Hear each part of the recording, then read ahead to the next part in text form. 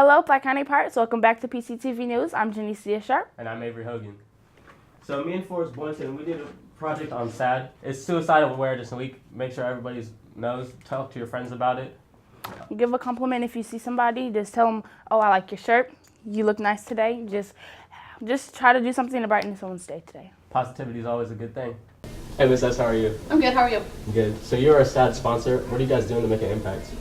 Well, right now we have our suicide awareness campaign going on, and that's really what we're focusing right now.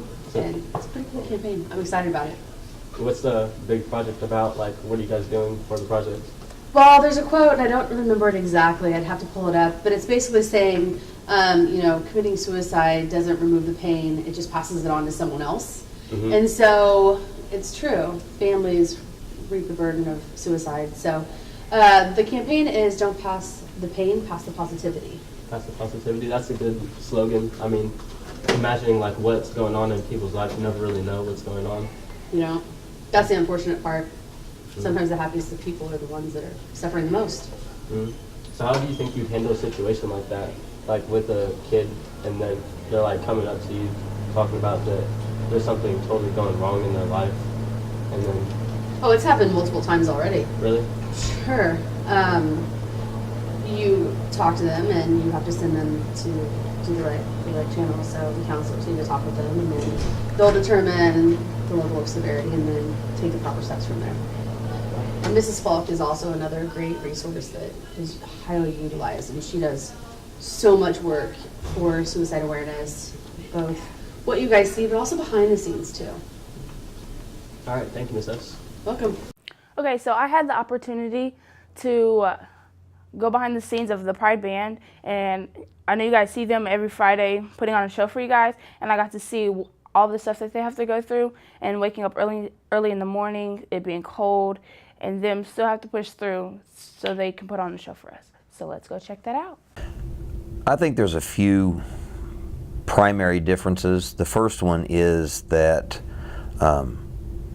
the demands on the student are much higher in the Pride Band. The drill is harder, the music is harder, the body work is a lot more involved. With the Pride Band is all about developing a competition show. Do you think throughout everything they stay positive, they have a positive outlook and attitude? For the most part, the band this year is very, very different than it was last year. Last year was an interesting year for us because we performed really well. We competed at a very high level, but we didn't necessarily get along as people, and that was a frustrating year. This year, we're not having those issues. This year, the kids have gotten along really well. The bonds between the people in the group, I think, are much stronger this year. So I think that has a lot to do with the overall impact of the season. It's just that we have to find a way to keep building those relationships and understand that the hard work is going to be made easier because we're all here for the same reason. I love the bond that the Pride Band has. Like, it's just so amazing how they all get along, like push through all the morning early practices and everything like that. Imagine like the time they put into it. Like they're probably like staying after school till around like 9 o'clock, 10, like probably even later, and then probably eating out together. It's a really special bond. So announcements for this week, it's Suicidal Awareness Week, and then our girls tennis team, their season has just ended.